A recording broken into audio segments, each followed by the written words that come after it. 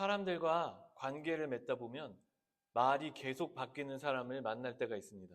참으로 선한 사람이고 도우려고 하고 하나님을 잘 믿는 사람인데 약속을 하고 나면 말이 계속 바뀌는 사람이 있습니다. 이 사람은 선한 사람인데도 신뢰가 안 갑니다. 그런데 반대로 항상 변함이 없는 반석 같은 사람이 있습니다. 이 사람은 뭘 하든지 신뢰가 됩니다. 교회에도 반석 같은 사람들이 있습니다. PPT를 비롯해 예배 때 꼭 준비해야 하는 것들이 있는데 빠지지 않고 미리미리 잘 준비해주는 사람들이 있습니다. 혹시 자기가 참석하지 못하게 되어도 다른 사람들이 신경 쓰지 않게 미리 잘 준비를 해놓습니다. 이런 사람들이 예배를 준비하면 예배가 흔들림이 없습니다. 그런데 믿지 못할 사람이 예배를 담당하게 되면 엄청난 일이 벌어집니다. 한 번은 율동팀을 이끄는 담당 교사인데 성경학교 때 아무 말도 없이 안 나오는 사람을 본 적이 있습니다. 입으로는 다 할 수 있을 것처럼 이야기하고 약속하지만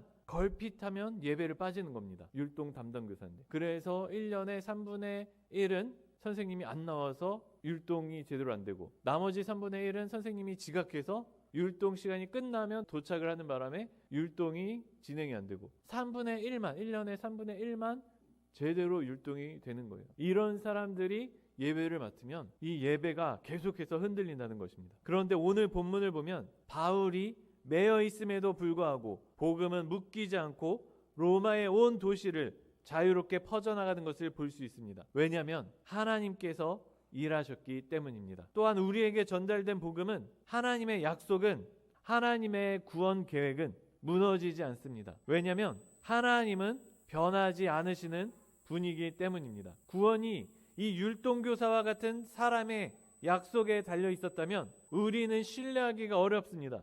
그러나 하나님은 변함이 없으신 분이기 때문에 우리를 향한 하나님의 구원 약속을 신뢰할 수 있다는 것입니다.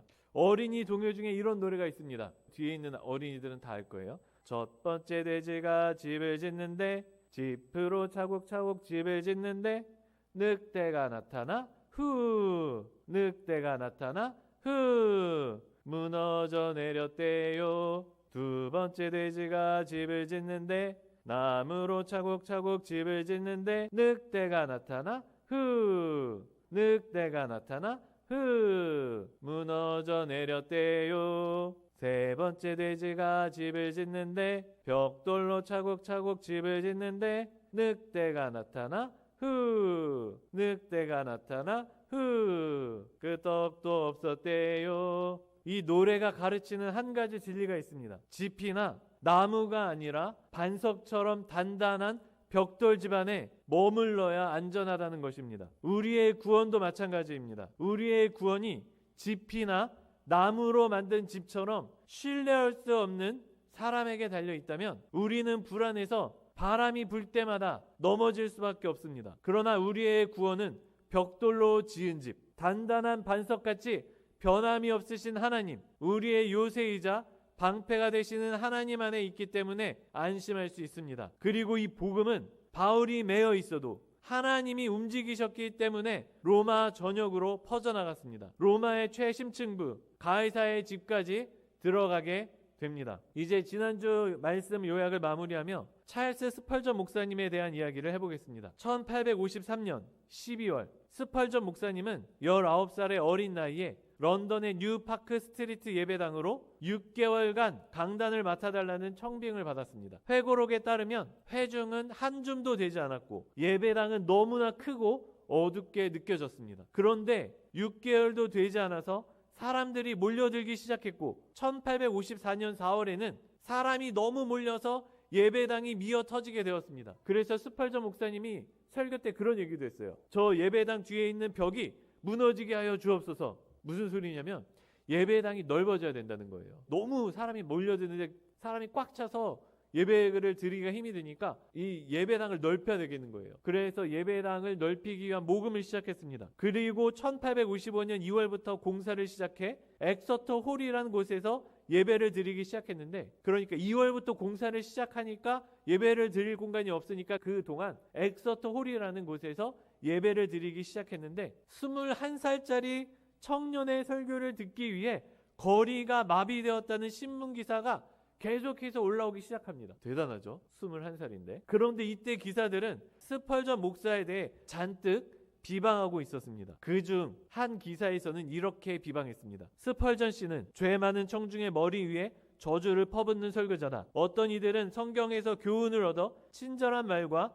온화한 훈계로 길 잃은 영혼을 바른 길로 인도하려 하지만 스펄전 씨는 그들의 코를 꿰어 종교 안으로 협박해 밀어넣으려 한다. 스펄전 같은 자들의 침범과 신성모독의 장벽을 세워 여기까지만 오고 더는 오지 말라고 말하자 현재 계몽이 필요한 수만 명의 사람에게 알릴 수 있는 강력한 수단을 고안하자 이 사람은 스스로 의로운 그리스도인이라 생각할지 모르나 우리가 보기에는 고래고래 소리 지르는 사기꾼에 불과하다. 이에 대해 회고록은 이렇게 말합니다. 여러 저널에 결코 우호적이지 않은 비평들이 실렸으나 이는 오히려 군중을 더 불러 모으는 결과를 낳았습니다. 유황과 당밀 같은 캐리커처가 인쇄소 창문을 장식했고 가장 터무니없는 이야기들이 유포되었으며 가장 잔인한 거짓말들이 지어내졌습니다. 그러나 이 모든 것들이 합력하여 선을 이루었습니다. 위대하신 주님께서는 그 말씀을 통해 청중의 회심을 더욱 풍성하게 축복하셨고 우리가 머무는 내내 엑서터 홀은 인산인해를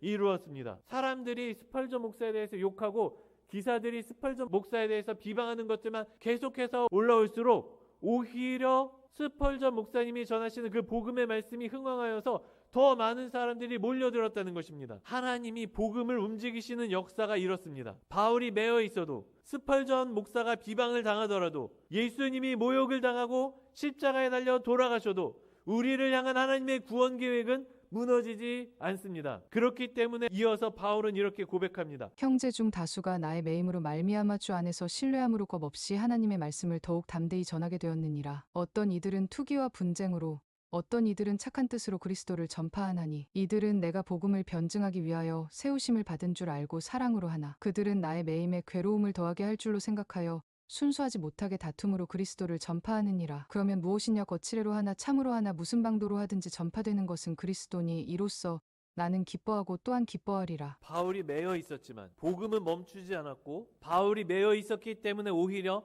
하나님의 말씀을 전파하는 사람들이 많아졌다는 것입니다. 그렇지만 또한 여기서 바울은 말씀을 전파하는 두 가지 동기에 대해 이야기합니다. 왜 이 이야기를 하는가 하면 스펄전 목사님이 비방을 그렇게 당했잖아요. 그런데 바울도 그런 비방을 당하는 이야기를 합니다. 그러면서 두 가지 동기에 대해서 이야기를 하는데 오늘은 이 두 가지 동기에 대해 살펴보도록 하겠습니다. 첫째, 착한 뜻으로 전파하는 사람이 있습니다. 오늘 본문에서 바울은 복음을 전하는 두 종류의 사람에 대해서 이야기를 합니다.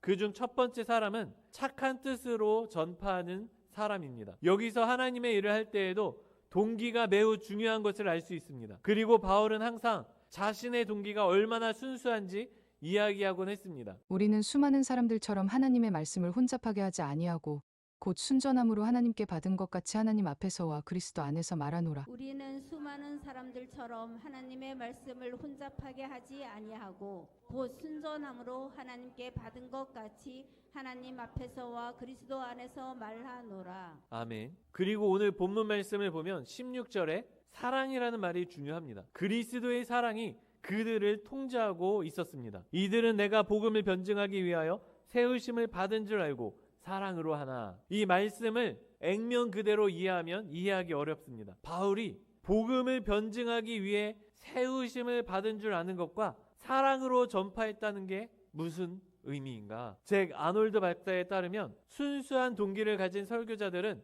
참된 복음을 전하기 위해 바울을 향한 사랑으로 움직였다고 합니다. 미국 칼빈 신학교에서 공부할 때의 일이었습니다. 미국 칼빈 신학교라고 하면 얼마나 대단한 학교입니까? 많은 신학생들이 이 학교에 가고 싶어 합니다.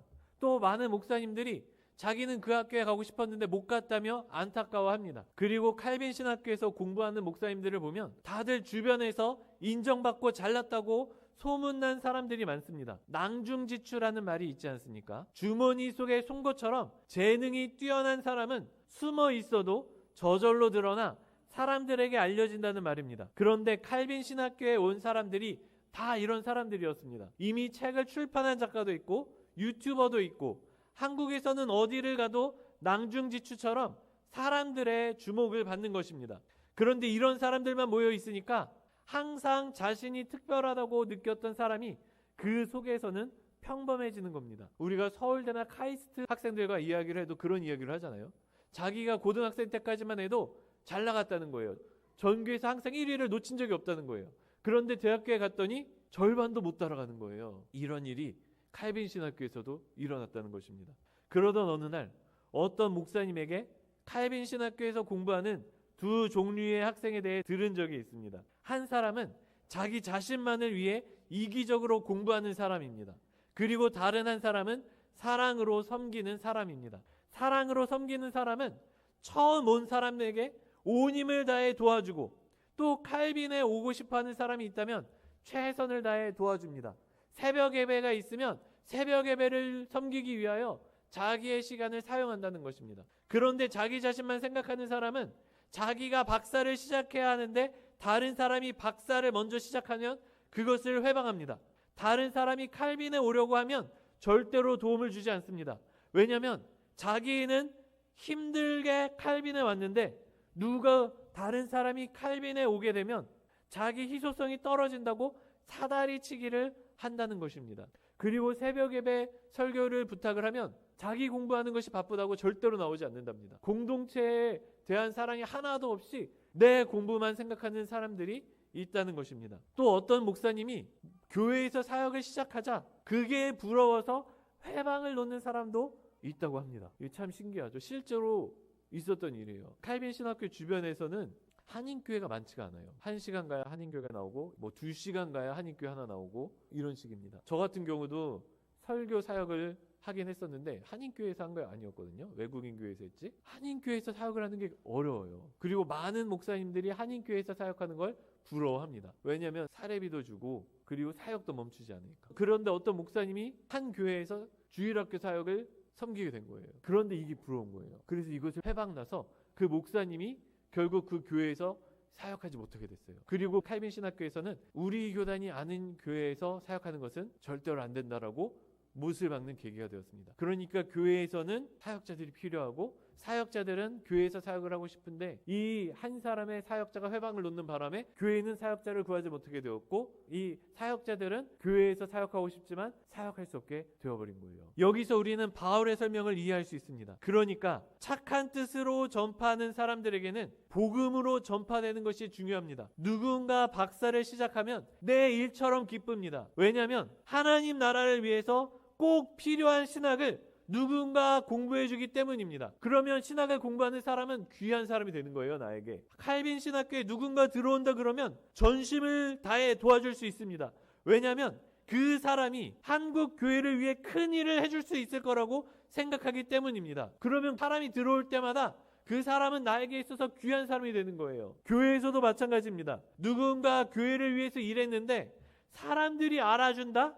왜 내가 했을 때는 안 알아주고 라고 생각한다면 그것은 본문이 말하는 사랑으로 전파하는 사람이 아닙니다. 누군가 교회를 위해 일했으면 하나님께서 저 사람을 통해서 일하신다. 너무 감사하다. 저 사람이 너무 귀하다 라고 생각해야 바로 오늘 본문에서 말한 사랑으로 일하는 사람이에요. 사랑으로 전파하는 사람이라는 것입니다. 여기 계시는 성도님들께서는 다른 사람이 잘 되는 것을 시기하는 것이 아니라 하나님 나라가 전파되는 것을 감사할 수 있으시기를 소망합니다.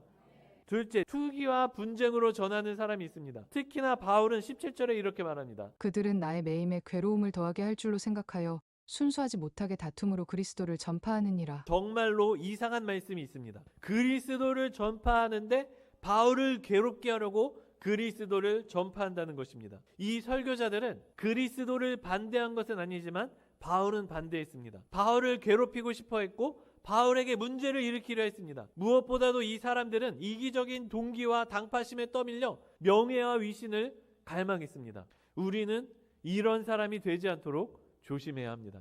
그렇다면 이런 사람은 어떤 사람이냐? 바울은 이렇게 말합니다. 어떤 이들은 투기와 분쟁으로, 어떤 이들은 착한 뜻으로 그리스도를 전파하나니, 아멘. 분쟁으로, 쉽게 말해서 경쟁심으로 설교했는데 자신이 바울보다 낫다는 것을 보여주려고 하는 것입니다. 왜냐하면 바울이 오니까 갑자기 로마에 엄청난 열매들이 맺히기 시작하는 겁니다. 심지어 가이사의 집, 황제의 집에도 믿는 사람이 생겼습니다. 즉 이 사람의 설교에서는 하나님이 아니라 경쟁심 때문에 나가 드러나는 겁니다. 많은 목사님들이, 유명하고 저명한 목사님들이 이렇게 설교를 합니다. 이 사람들은 자기 자신을 드러내기 위해서 내가 바울보다 뛰어나다, 내 설교를 들어라, 바울의 설교는 엉망이다, 이런 식으로 바울을 비방하는 설교를 했다는 거예요. 슬퍼전이 당했던 그런 설교였죠. 그런데 기독교인들 중에 그런 사람들이 꽤 많아요. 목사님들 중에도. 유튜브를 열심히 찾아보면 그런 설교를 들을 수 있습니다. 한국의 목사님들 한 사람 한 사람을 저격하면서 계속해서 그 사람들에 대해서 안 좋은 것들만 이야기하는 사람들이 있어요. 그리고 기독교 유튜버들과 신문사들 중에도 한국 교회의 잘못된 것, 문제점, 실수들을 계속해서 들춰내려고 하는 사람들이 있습니다. 그런 사람들이 바로 이런 사람들이에요. 저 사람은 잘못됐다, 실수했다, 문제다, 이것을 드러내면서 나는 깨끗하다를 보여주려고 하는 사람들이 있습니다. 교회에서도 그런 사람들이 있습니다. 교회 봉사를 하는데 꼭 내가 드러나야 하는 사람입니다. 그리고 봉사하는데 자기보다 다른 사람이 드러나면 그렇게 질투를 합니다. 누군가 일을 하면 복음이 드러나고 하나님 나라가 세워져 가는 것에 기뻐해야 하는데 질투심 때문에 그 사람을 미워하고 험담을 합니다. 그래서 이 말씀을 놓고 잭 아놀드 박사는 이렇게 설명합니다. 이제 바울은 삼키기 가장 힘든 쓴약에 대해 말합니다. 그는 동료 그리스도인들로부터 받는 박해에 대해 이야기합니다. 세상에 나가 믿지 않는 자들에게 조롱과 비웃음을 당하는 것은 우리가 예상하는 일입니다. 하지만 그리스도 안의 형제 자매들로부터 공격을 받는 것은 전혀 다른 이야기입니다. 모든 상처 중 가장 깊은 것은 한 그리스도인이 다른 그리스도인의 등 뒤에서 칼을 꽂는 것입니다. 이것은 가장 고통스러운 상처이며 바울이 15절부터 17절에서 묘사하는 종류의 상처입니다. 그런데 우리 주변에도 이런 사람들이 있습니다. 믿는 사람인데 나를 괴롭게 하고 다른 사람을 험담하고 다른 사람이 잘 되지 못하기를 바라며 다른 그리스도인에게 칼을 꽂는 사람입니다. 저도 얼마나 질투와 시기를 많이 받고 공격을 받아보았는지 모릅니다. 그런데 안타까운 사실은 바로 우리 자신도 때때로 그런 사람이라는 것입니다. 셋째, 바울은 기뻐하기로 합니다. 그러면 무엇이냐? 거칠애로 하나 참으로 하나 무슨 방도로 하든지 전파되는 것은 그리스도니 이로써 나는 기뻐하고 또한 기뻐하리라. 오늘 여기서 바울은 바울을 공격하는 동료 설교자들을 비난하거나 욕하지 않습니다. 대신 그들을 사랑으로 대해줍니다. 왜냐하면 14절에 보면 그들은 거짓 교사나 불신자가 아니라 참된 그리스도인 형제였기 때문입니다. 이것이 얼마나 특별한지는 갈라디아서를 보면 알 수 있습니다. 우리가 금요 예배 때마다 갈라디아서를 하고 있잖아요. 갈라디아서를 보면 바울은 다른 복음을 전한 자, 율법을 강조한 자들에 대해 이렇게 말합니다. 그러나 우리나 혹은 하늘로부터 온 천사라도 우리가 너희에게 전한 복음 외에 다른 복음을 전하면 저주를 받을지어다. 우리가 전에 말하였거니와 내가 지금 다시 말하노니 만일 누구든지 너희가 받은 것 외에 다른 복음을 전하면 저주를 받을지어다. 여기서 바울은 2번이나 연달아서 저주를 받을지어다 라고 말하고 있습니다. 하지만 빌립보서에서 바울을 괴롭게 했던 이 형제들에 대해서는 바울이 형제라고 말하고 있습니다. 어떻게 이것이 가능했느냐? 바울은 여기서 자신을 괴롭히는 그 괴롭힘이 아니라 그리스도를 바라보았기 때문에 이것이 가능했습니다. 저렇게 이상하고 나쁜 사람이라고 하나님이 안 쓰시는 것이 아니라 하나님께서 그 사람을 쓰시고 계셨기 때문입니다. 우리도 마찬가지입니다. 우리가 전혀 사랑할 수 없는 사람, 참으로 이상한 사람, 심지어 나에게 상처를 주는 사람임에도 불구하고 우리가 그리스도를 바라볼 때 우리는 그 사람을 사랑할 수 있습니다. 또한 특별히 오늘 말씀에서 우리는 너무나 귀중한 통찰력을 얻을 수 있습니다. 우리는 너무나 자주 다른 그리스도인의 동기나 방법이 옳은지를 놓고 따집니다. 그러면서 다른 성도들, 형제들, 그리스도인들을 공격하는 데 시간을 소비합니다. 복음에 써야 할 에너지를 누군가를 공격하는 데 쓰는 것입니다. 얼마나 유튜브나 이런 것들을 보면 그런 게 많아요. 음모론이죠, 음모론. 그 사람들은 공식적으로 나는 그런 사람이 아니다 이렇게 이야기를 하는데도 불구하고 아니야, 너에게는 그런 의도가 있어, 불순한 의도가 있어라고 하면서 교회와 목사를 비판하고 어떻게든 그 교회를 무너뜨리려고, 그 목사를 무너뜨리려고 계속해서 영상을 만들어내는 사람들이 있습니다. 그 사람의 태도와 동기가 불순하다는 거예요. 그런데 이렇게 공격하는 사람들이 결국에는 바울을 공격했던 동기가 불순한 설교자와 똑같은 사람이라는 것이에요. 바울은 그렇게 하지 않았습니다. 저 사람의 동기와 태도에 문제가 있다고 하더라도 그리스도가 전해진다면 그것들은 하등 중요하지 않다는 것입니다. 그런데 교회에 보면 다른 사람의 동기에 대해 이야기하는 사람들이 참으로 많습니다. 누군가를 욕할 때 보면 다 동기나 태도 이야기를 합니다. 물론 교회에서도 의도가 의심스러운 사람이나 행동을 참 많이 보게 됩니다. 저도 그런 일이 있었습니다. 의도가 의심스러운 거예요. 이 부분에 대해서는 언젠가 따로 이야기할 기회가 있을 듯한데, 저는 일단 의심하다가 상처 주느니 의심하지 않기로 결단한 일이 있었습니다. 왜 그렇게 결단했느냐? 의심해놓고 봤는데 상대가 결백한 거예요. 결백한 사람을 놓고 굳이 의심하느라 고민하고 에너지를 쏟느니 그냥 속는 게 낫다. 그게 차라리 내가 썼던 시간과 에너지보다 덜 쓰는 것 같다. 이런 생각을 하게 됐어요. 또 한 가지, 바울은 바울에게 상처를 주는 상대를 대하며 상대의 공격이 아니라 예수를 바라보기로 합니다. 이에 대해 돈 앤더스 목사님의 말씀이 우리에게 울림을 줍니다. 목회 사역을 하다 보면 주 안에서 기뻐하며 성도로 성장하는 300에서 400명의 사람들보다 그런 한 사람에게 감정적 에너지를 10배는 더 쏟을 수 있습니다. 그것이 마귀의 수법입니다. 마귀는 우리의 모든 감정적 에너지를 이런 일들에 집중하게 만듭니다. 교회 안에 사랑이 많고 친절한 사람이 그렇게 많은데 우리는 꼭 우리를 불편하게 하는 한 사람을 바라보며 감정을 소모합니다. 한 사람 안에 우리를 기쁘게 하는 성품이 무수히 많은데 우리는 꼭 그 중에서도 우리를 불편하게 하는 단 하나의 행동에 상처를 받습니다. 그리고 이것이 바로 마귀의 수법이라는 것입니다. 말씀을 정리하겠습니다. 복음의 역사는 인간의 매임이나 불순한 동기에 결코 갇히지 않습니다. 우리의 구원은 바람에 날리는 짚이나 나무집이 아니라 결코 흔들리지 않는 반석 되신 하나님의 신실하심 위에 세워져 있기 때문입니다. 하나님은 변함없는 반석이시기에 우리가 어떤 상황에 처해 있든 그분의 구원 계획을 성취해 나가십니다. 바울이 감옥에 매여 있을 때도, 스펄전 목사가 수많은 비방과 모욕을 당할 때도 하나님은 그 모든 상황을 합력하여 선을 이루시며 복음을 더욱 힘차게 전진시키셨습니다. 그러므로 우리는 타인의 불순한 동기를 의심하거나 나에게 상처 주는 한 사람에게 매여 감정을 소모하기보다 바울처럼 오직 그리스도가 전파되는 사실만으로